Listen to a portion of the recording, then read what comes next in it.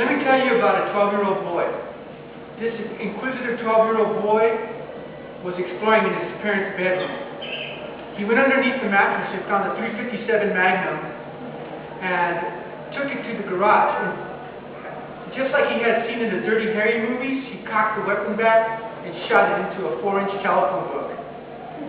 In shock, the kid went running back and put it back underneath his parents' bedroom. I was lucky that day. I was lucky that day that I didn't hurt anybody, nor did anyone else get hurt. This incident could have been prevented had my parents taken the time to educate me on firearm safety or had stored the gun in a safe properly. Gun safety is necessary for accident prevention and deterring theft and reducing fatalities that incur great bodily injury or death and unnecessary gun violence. Contributing factors that have an impact on fatalities and gun violence are previous incidents involving firearms, firearm safety, and education. I'm going to discuss incidents involving firearms, methods on how to secure them properly, and education, and what role education plays on firearm safety. Several incidents that have influenced gun violence are the Columbine incident in 1999. The Jefferson County Sheriff's Department put out a report that those firearms obtained for that incident were obtained illegally, and the Sandy Hook shooting that occurred in 2012. That report put out by the State Attorney of Connecticut indicated that the guns were stolen from the mother that were used in that incident. Lieutenant Colonel Dave Grossman wrote a book on killing. As an interesting phenomenon that the media, TV shows, and how that influences society today in desensitizing us for gun violence. It poses an interesting question: should firearms be a part of our school curriculum?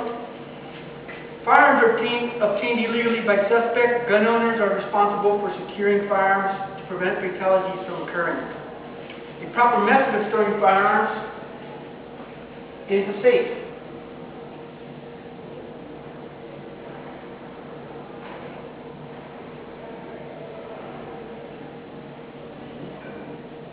Now, depending on your inventory and what type of safe you have, it will depend on how much you can spend. If you don't have that much money and you want an inexpensive way of purchasing a good way of securing a firearm, gun locks are also available at sporting goods stores or your local gun shop. Those are two methods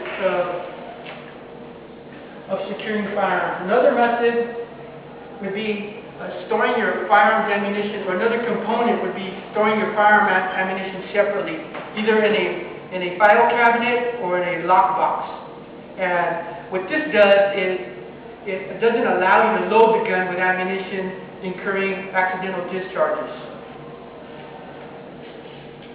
Safes, locks, storing your ammunition separately, all work along with education.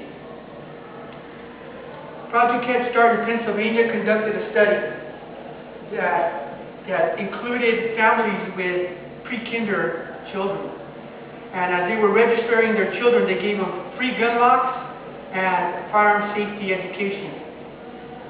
Well, this study revealed that at the end of 1 year, these families had changed their perception about firearm safety, and some of them had been influenced to sell their guns or give their guns away. In 1992, Claire Moore reported that the program STAR was Straight Talk About Risk was included into a nationwide program for our schools, inclusive of our education systems. There is clear evidence that firearms shouldn't be taken for granted. Cultural awareness of how many adolescent fatalities as a result of guns should be taken seriously. Annually, the Center for Disease Control posts statistical information about how many people get hurt involving firearms. The CDC posted that in 1998, 3,792 deaths involving firearms. 3,792 deaths. That's a significant preventable amount of deaths that I believe could have been prevented with education, proper securing the firearms and ammunition, and just cultural awareness of proper storage and education about firearms. The Columbine and Sandy Hook shooting are clear examples and illustrations of how firearms were obtained illegally. The STAR program and the study in Pennsylvania are also evidence that shows that education plays an important role in firearm safety. The Los Angeles Times putting out a report that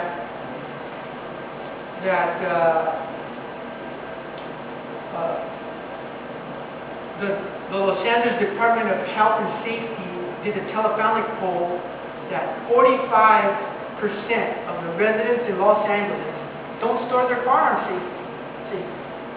I'm a resident from Los Angeles, and I was able to get to my parents' firearms with no problem, and I'm a perfect example of that. And this poses a significant risk to the community, because if someone breaks into the house, or somebody gets upset and takes the gun from the house, locked and loaded and ready to go, it poses a significant risk to our communities and our society. So taking those extra steps to secure our firearms, educate our children, and impose our education systems to take part in educating our children and our families, I think all plays a cultural role in the interesting phenomenon that Colonel Dave Grossman refers to as, the media and violence affecting our desensitization to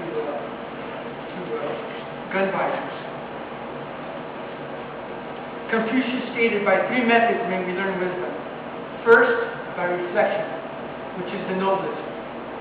Second, by imitation, which is the easiest. And third, by experience, which is the most bitter. Needless fatalities can be prevented if we take proper firearm safety measures to educate ourselves and secure our guns. Good? 7:45. Boom.